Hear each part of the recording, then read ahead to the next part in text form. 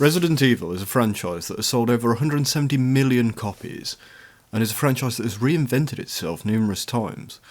And 30 years after the original release of Resident Evil comes Resident Evil Requiem.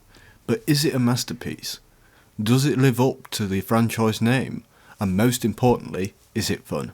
And finally, can Leon still put off a cheesy one-liner like your 40-year-old dad? Answers to all these questions in this video.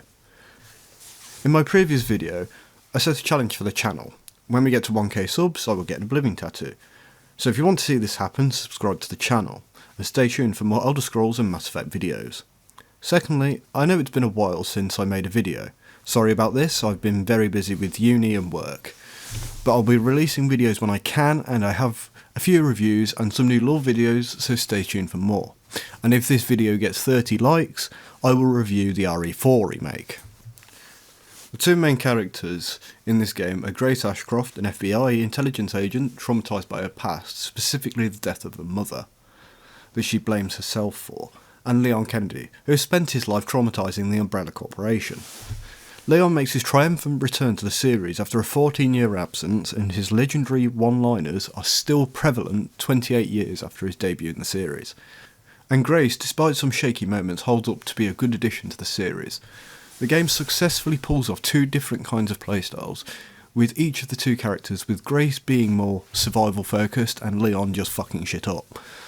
The game offers the option to use different camera focuses for each of the two characters, with the game recommending you use first person with Grace and third person with Leon. The voice acting for both characters is really good, effectively portraying Grace's fear and guilt. Requiem's story and writing is somewhat of a mixed bag. Whilst it has some great ideas, the pacing at time is a bit of a mess. The reveals are somewhat obvious if you're paying attention, and it relies a bit too heavily on the previous greatest hits of the franchise to hold up the weaker elements. However, despite the drawbacks, the story is a great 30th anniversary, and the callbacks do the series justice. The Elpis storyline is set up relatively early on, with information drip fed to the player, and makes you wonder what it is, and more importantly, how it all links to Grace. Dr. Victor Gideon is an okay villain, who can be very compelling in places, however towards the end his motivations seem to be a bit all over the place. With all this in mind, I don't think that Requiem is the best starting point for people trying to get into the series, purely because of the sheer amount of plot points from previous titles, meaning that newer players will either feel a bit lost with some of the older references, or these plot points won't have the intended emotional impact. For instance, the Mr. X section, the amount of fear and the feeling of, oh shit, that will inspire people that have played RE2 compared to those that have not played a game in the series before. It will not have the intended emotional impact. The locations in Requiem are well thought out, with four main areas, my favourite being the triumphant return to Raccoon City, and how this links into Leon's past. There's a part which is particularly heart-wrenching when you go to Marvin's desk in Raccoon City Police Station. The other locations all play their part as well, with some great design. The gameplay of Requiem is exceptional, with the game brilliantly implementing the two different playstyles. With Grace you have to be smart with your ammo. You need to think tactically when to attack and when to evade the enemies. The ammo is a much more valuable resource during these sections. For example, in the first section you can kill the chunk with 3 Requiem shots, but if you do this you have no more ammo for this powerful weapon and it may screw you later. The Leon sections, on the other hand, are very action focused. Even at his worst, he is basically a one-man army. During these early sections, it's fun going through the sections you've just gone through as Grace and absolutely massacring the zombies that you've just had to evade as Grace as Leon. However, I do feel in the early part of the game, the Grace sections feel a bit too long and the Leon sections are a bit too short. For example, you spend 45 minutes on a Grace section, but then the Leon section is over in 10 minutes. Although the game does make up for this later. There are also quite a few times in the game where you arrive at an area and have to find 3 of an item to progress. This does feel a little bit repetitive after a while. The game looks great, and I didn't run into many bugs. It runs great on PC, which is a great relief. The lighting is on point, especially in the early sections, which effectively adds to the suspense. One of my favourite parts of the game was the Emily section, which felt very inspired by Alien Isolation. It was essentially a very deadly game of hide and seek. The mini-bosses are used brilliantly, including the Chunk, Blisterborn, which shows up as a normal enemy later on, and the bike section, which although it felt a bit on rails, felt brilliant to play through. The chapel boss fight was good and challenging. The tight space and different levels made you have to think tactically on how to effectively beat it before you took too many hits.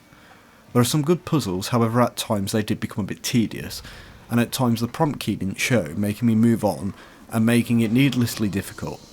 For example, the DNA in the bottle, the F key didn't show, so you put it back thinking nothing of it and move on, but it's where you need to go.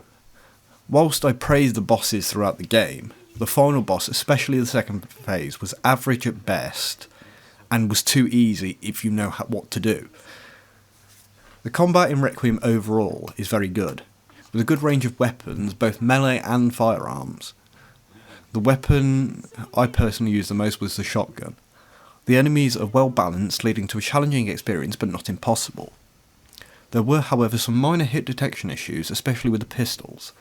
Additionally, the parry mechanic is ridiculously overpowered to the point where you can parry a fucking car getting thrown at you. I would argue that this is a bit too much. However, it does make a certain boss fight ridiculously fun, where the best tactic is to parry and use the hatchet. A good addition in the later sections was the combat tracker, which gives you currency for kills, allowing Leon to buy body armour, weapons and other items. The game also uses a similar crafting mechanic to other games, with Leon's version being very similar to the RE4 crafting mechanic. Grace however uses a blood collector to collect infected blood from felled enemies, combining this blood with scrap to create ammo and other items. Whilst very video gamey, I didn't mind it, and it adds another element to think of how to deal with the more challenging areas. In conclusion, is Resident Evil Requiem perfect?